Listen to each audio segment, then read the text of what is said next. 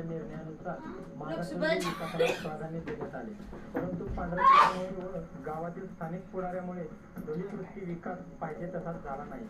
तुळजापूर तालुक्यातील चिंदफळ येथील दलित वस्ती असेच एक उदाहरण येथील समस्या. दलित वस्तीतील लोकांना हैराण करून सोडवणाऱ्या आटत आहे. ग्रामपंचायत पासून दलित वस्तीकडे जाणारा रस्ता हा शौचाने माखलेला असून या रस्त्याने वावरताना महिला, वृद्ध मुले यांना नाहक त्रास सहन करावा लागतो आहे.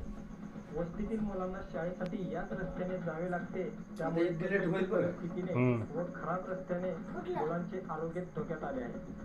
दलित वस्तीतील अंतर्गत रस्ते, गटारे यांची दुरावस्था झाली असून रस्त्यासाठी सिमेंट, खडे यांचे प्रमाण काही वापरण्यात आले व सध्याही तसेच घडत आहे. शिवाय येथील गटारे केरकचरा घाणीने तुंबले आहेत. तर काही ठिकाणी गटार बांधकाम नसल्याने पाण्याचा निचरा व्यवस्थित होत नाही. अशा सर्व बाबीकडे चिंचवड येथील ग्रामसेवक, सरपंच, ग्रामपंचायत सदस्य जाणीवपूर्वक दुर्लक्ष करत असल्याची प्रतिक्रिया दलित वस्तीतील नागरिकांनी दिली. हागणदारी मुक्त गावासाठी येथील नागरिकांनी गट विकास अधिकारी यांच्याकडे अर्ज दिला, मात्र प्रशासनाने याकडे दुर्लक्ष केले.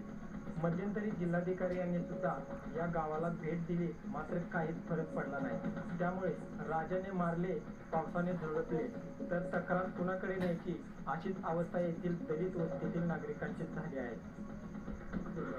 ग्रामपंचायतला आम्ही सांगितलं होतं, ग्राम सेवकला सांगितलं रोडचं काम व्यवस्थित झालेलं नाही. त्यांनी स्वतः येऊन बघतो, सरपंच, ग्रामसेवक सदस्य येऊन बघितलं. त्यांना सांगितलं. त्यांनी पुन्हा हाय तसंच काम केलेलं आहे. मटेरियल व्यवस्थित वापरलेलं नाही, खडे वापरलेले नाही. मटेरियल हाय मातीवरच कामकाज केलेलं आहे. त्यांनी दिलेल्या माहितीनुसार काम कुठलंच केलेलं नाही. रोड सगळा उद्ध्वस्त होऊन चाललेला आहे दलित वस्तीत. सरपंच, ग्रामसेवक यांनी काय लक्ष दिलेलं नाही. काम किती झालं? 2 महिने झाले. 2 महिन्यामध्ये लेखी काय काम नाही. तोंडी सांगितलं होतं ग्रामसेवकला आणि सरपंच साहेबांना. काय म्हणते त्यांचं म्हणणं काय? नाही, असंच असेल म्हणजे ग्रामसेवक. हां, 2दा सांगितलं.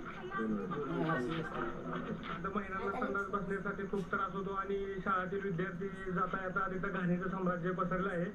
त्याच्यामुळं आमची प्रत्येक म्हणजे निवडून येणाऱ्या कार्यकर्त्यांना ही असते मागणी असते की आमचा रोड नीट करून द्यावा, जाण्यासाठी व्यवस्थित मार्ग करून द्यावा. परत 10-15 वर्ष झाले आमची मेन मागणी असून ही कुणीही रस्त्याकडे दुर्लक्ष केलंय.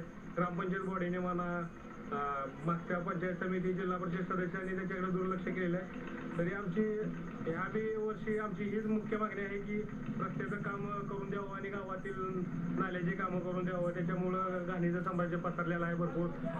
आणि जी आमची परत रोडची कामं आहेत भीमनगरमधील आणि रोडची कामं बी केली, त्याच्यामुळं अर्धीवट कामं झाली, सिमेंटची कामं पण.